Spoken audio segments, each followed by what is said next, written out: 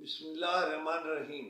سندھ میں عہدوں کی تقسیم ہوئی ہے اور عہدوں کی اس تقسیم میں جو اب تک تفصیلات آئی ہیں، آغا سراج درانی کو اسپیکر کے عہدے سے فارغ کر دیا گیا ہے، اور وہ جو ہمیشہ وڈیرے اور جاگیردار کرتے ہیں، بلاول بھٹو نے بھی وہی کیا کہ انہوں نے آغا سراج درانی کے بطور اسپیکر کام کو سراہا ہے۔ بلاول بھٹو اور جناب آصف علی زرداری کے پاس ہزاروں دلائل ہوں گے کہ اس وجہ سے ہم نے آغا سراج درانی کو اب اسپیکر نہیں بنایا، لیکن پنجاب میں بیٹھ کر میں یہ سوچتا ہوں کہ آغا سراج درانی کو پیپلز پارٹی نے پیر صاحب پگاڑا سے عزیزداری کی سزا دی ہے۔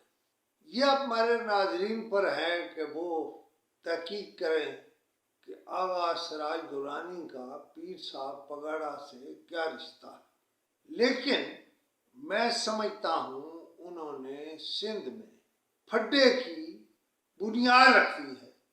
پیر صاحب پگاڑا نے جی ڈی اے کا جو جلسہ کیا اس کی تعداد معلوم کر لیں، اور پھر یہ معلوم کر لیں کہ پیر پگاڑا کا خاندان تو انگریزوں کے خلاف بھی جمع رہا، لہذا اگر یہ وجہ ہے کہ آغا سراج درانی کو فارغ کیا گیا ہے تو یہ پیپلز پارٹی کی پہلی غلطی ہے۔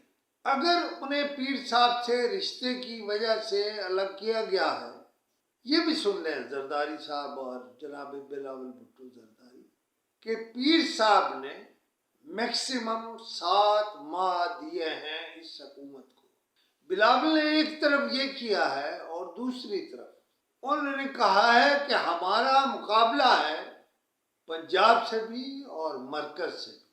اس کا مطلب یہ ہے کہ انہوں نے ایک نہیں 2 پھڈے ایک پریس کانفرنس میں شروع کیا ہے۔ اسی کو کہتے ہیں امیچور سیاستدان۔ جناب زرداری صاحب میرے دوست ہیں، بھائی ہیں، میں نے ان کے بارے میں کتاب لکھی مفاہمت کا بادشاہ۔ وہ سمجھتے ہیں مجھ سے وہ کتاب انعام اکبر نے لکھوائی ہے، بالکل ایسا نہیں ہے۔ انعام اکبر کا کوئی تعلق ہی نہیں اس کتاب سے۔ اس وقت انعام اکبر مشکل میں تھا، میں نے اس کا نام لکھ دیا۔ اور زرداری صاحب کے بارے میں سنتا لوگ کہہ رہے ہیں مفاہمت کا بادشاہ ہے، فلاں ہے فلاں ہے۔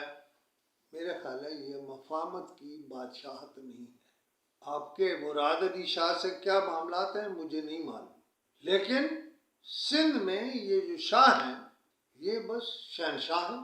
آپ نے اویس شاہ کو اسپیکر بنایا ہے، مجھے نہیں معلوم وہ کون ہوگا، اور ڈپٹی اسپیکر جو ہے وہ بھی کوئی نامینیٹ کر دیا ہے آپ نے۔ لیکن یہ چیزیں جو میں نے پوائنٹ آؤٹ کی ہیں آپ کو مشکل میں ڈالیں گے، اور آپ مشکل میں رہیں گے۔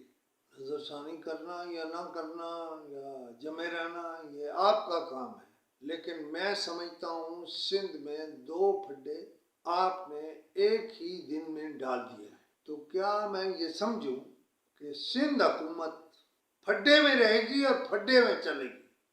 خدا حافظ۔